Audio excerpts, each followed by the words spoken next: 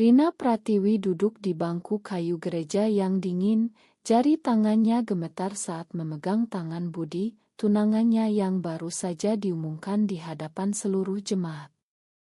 Senyum di wajahnya terasa kaku seperti topeng, sementara keluarganya yang taat beragama bertepuk tangan dengan penuh sukacita, percaya bahwa akhirnya Rina hidup normal seperti yang mereka inginkan selama bertahun-tahun.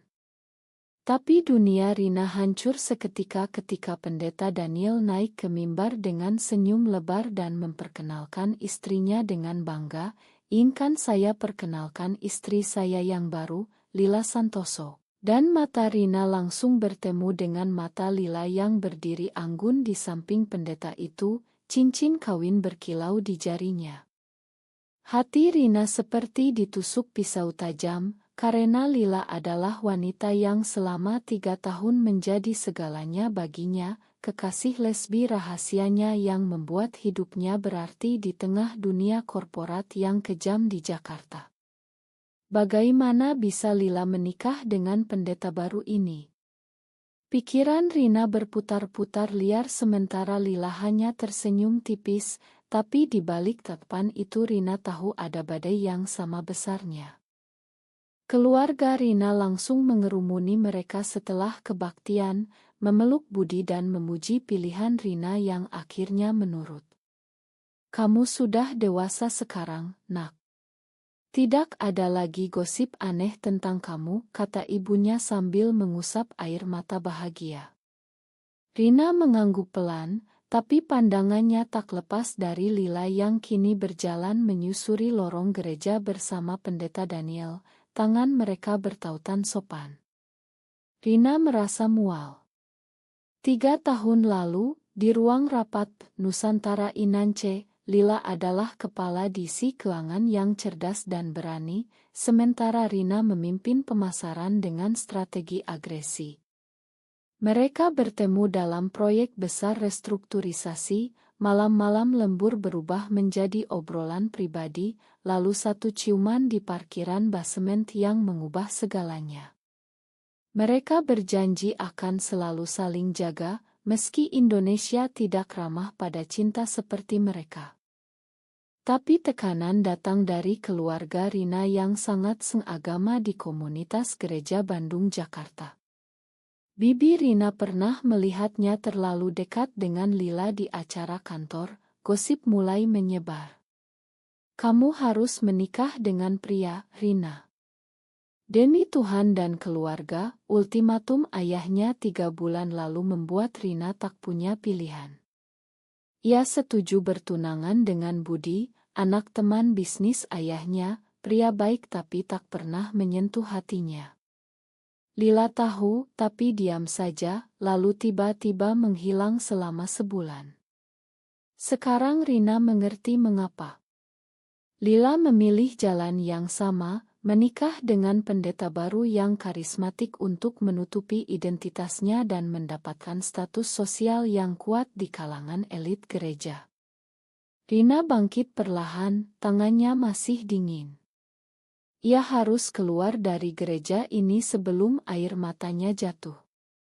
Di luar, udara Jakarta yang panas dan macet menyambutnya, tapi pikirannya tetap di mimbar tadi.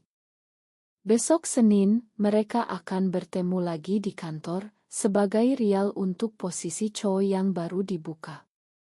Posisi itu bisa mengubah hidup mereka, tapi sekarang rahasia mereka berdua menjadi bom waktu.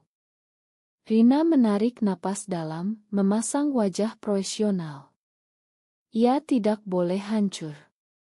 Ambisi adalah satu-satunya yang tersisa. Pagi Senin di Gedung Tinggi Nusantara Inance, Jakarta Pusat, suasana sudah tegang seperti biasa.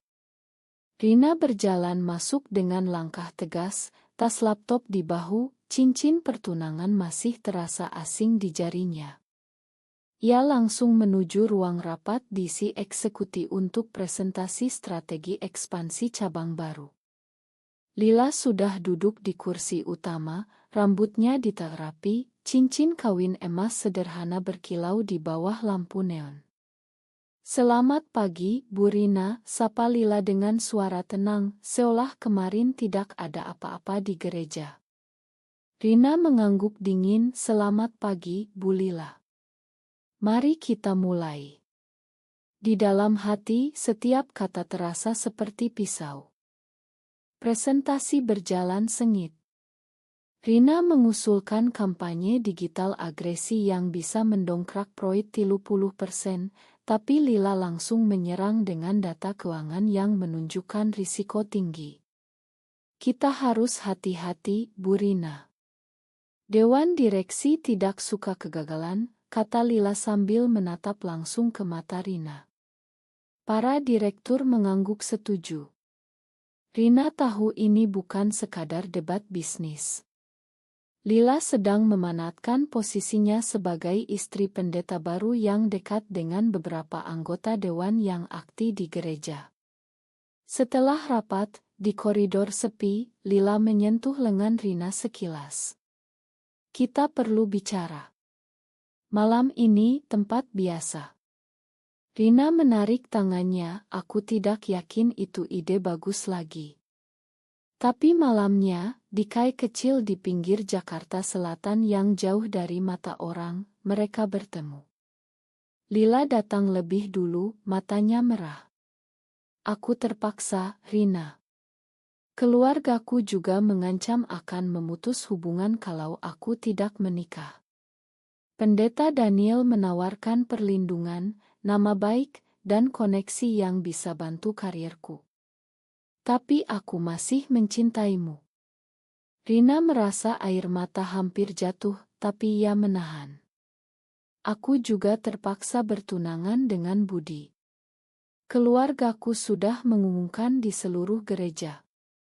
Kalau rahasia kita terbongkar, kita berdua hancur. Posisi cowok ini satu-satunya harapan kita untuk naik level. Mereka berpelukan singkat di mobil Lila, tangan saling genggam tanpa kata. Cinta masih ada, tapi sekarang bercampur rasa takut dan ambisi. Keesokan harinya di kantor, Lila mengajukan proposal yang hampir sama dengan ide Rina, tapi dengan data lebih kuat yang seolah dicuri dari dokumen rahasia Rina. Rina curiga, tapi tidak ada bukti. Persaingan semakin panas. Direktur utama memanggil mereka berdua secara pribadi. Salah satu dari kalian akan jadi cowok dalam 3 bulan. Tunjukkan loyalitas dan hasil terbaik. Rina pulang malam itu dengan kepala penuh rencana. Ia tidak boleh kalah. Bahkan kalau itu berarti harus menjauh dari Lila selamanya. 2 minggu berlalu sejak pengumuman di gereja, dan ketegangan di Nusantara Inance semakin tak tertahankan. Rina menghabiskan malam-malamnya menganalisis laporan keuangan pesaing, mencari celah yang bisa membuat proposalnya unggul. Lila, di sisi lain, mulai sering muncul di acara gereja bersama Pendeta Daniel, atau mereka berdua tersebar di media sosial komunitas, membuat keluarga Rina semakin bangga dengan pilihan normal anaknya. Lihat, istri pendeta saja bisa sukses di bisnis, kata Ibu Rina suatu malam saat makan malam keluarga. Rina tersenyum pahit, tapi di dalam dada ada bara yang membakar. Di kantor, rapat bulanan menjadi arena perang diam-diam. Lila mengusulkan pengurangan anggaran pemasaran Rina untuk efisiensi, alasan yang masuk akal di depan dewan. Rina balas dengan presentasi yang menunjukkan proyeksi Lila terlalu optimis dan berisiko gagal. Suasana ruang rapat membeku. Setelah rapat, di lift kosong, Lila berbisik cepat, aku tidak punya pilihan, Rina. Daniel punya koneksi dengan ketua dewan. Kalau aku tidak main aman, posisiku goyah. Rina menatapnya dingin. Dan aku juga tidak punya pilihan. Keluargaku sudah mulai mengatur pernikahan dengan Budi. Satu kesalahan, aku kehilangan segalanya. Mereka bertemu lagi di apartemen sewaan kecil di kawasan Kemang yang mereka gunakan sebagai tempat rahasia sejak dulu. Malam itu, tanpa banyak kata, mereka hanya duduk berpelukan, mendengarkan detak jantung satu sama lain. Kita bisa lanjutkan ini secara diam-diam, kata Lila pelan. Rina mengangguk, tapi pikirannya sudah merancang langkah berikutnya. Ia mulai mengumpulkan bukti kecil-kecilan tentang ketidakakuratan laporan Lila, siap digunakan kalau diperlukan. Ambisi mulai mengalahkan cinta. Pada akhir pekan, acara keluarga besar di gereja membuat segalanya lebih rumit. Pendeta Daniel mengundang seluruh karyawan senior perusahaan karena banyak anggota dewan yang juga jemaat. Rina datang bersama Budi, Lila datang bersama suaminya. Di meja makan, mereka duduk berhadapan. Budi dan Daniel berbincang santai tentang bisnis dan iman, sementara Rina dan Lila bertukar tapan yang hanya mereka pahami. Malam itu, setelah acara, Rina menerima pesan dari Lila, "Aku tidak tahan lagi. Besok siang, tempat kita." Rina menghapus pesan itu segera. Ia tahu pertemuan itu berbahaya, tapi cinta masih menariknya. Namun di pagi harinya, ia memutuskan untuk tidak datang. Sebaliknya, ia menelepon asistennya dan meminta data lengkap proyek Lila. Perang dingin telah dimulai. Rina duduk di meja kerjanya pada Senin pagi berikutnya, mata lelah karena semalaman menganalisis data. Ia menemukan celah. Lila telah memanipulasi angka pengeluaran cabang Surabaya untuk membuat proposalnya terlihat lebih menguntungkan. Bukan kesalahan besar, tapi cukup untuk membuat dewan ragu kalau diungkap pada waktu yang tepat. Rina menyimpan email itu di folder rahasia laptopnya. Ini hanya untuk bertahan, gumamnya pada diri sendiri. Di ruang rapat siang itu, Lila mempresentasikan update proyek dengan percaya diri. Cincin kawinnya berkilau saat menunjuk slide. Rina tersenyum sopan, tapi di dalam hatinya ada rasa sakit yang bercampur kepuasan. Ia tahu Lila juga pasti melakukan hal yang sama terhadapnya. Sore harinya, Lila mengirim pesan singkat, "Kenapa kamu tidak datang kemarin?" Rina tidak membalas. Ia memilih menghabiskan malam dengan Budi, makan malam keluarga, membicarakan rencana pernikahan yang semakin dekat. "Kamu terlihat bahagia akhir-akhir ini," kata Budi sambil memegang tangannya. Rina tersenyum, tapi pikirannya jauh di kantor. Keesokan paginya, berita internal menyebar. Ketua Dewan meminta audit mendadak terhadap DC keuangan Lila. Rina tahu itu karena laporan anonim yang ia kirim lewat email palsu. Lila memanggilnya ke ruangannya sore itu. "Kamu yang lakukan ini, kan?" tanya Lila dengan suara rendah, pintu tertutup rapat. Rina menatapnya tanpa berkedip. "Kita sama-sama tahu aturan mainnya, Lila. Posisi cowok ini terlalu penting. Aku tidak bisa membiarkan emosi menghalangi." Lila tertawa pahit. "Dulu kamu bilang cinta kita lebih kuat dari ambisi. Sekarang kamu rela menghancurkanku." Rina merasa dada sesak, tapi jawabannya dingin.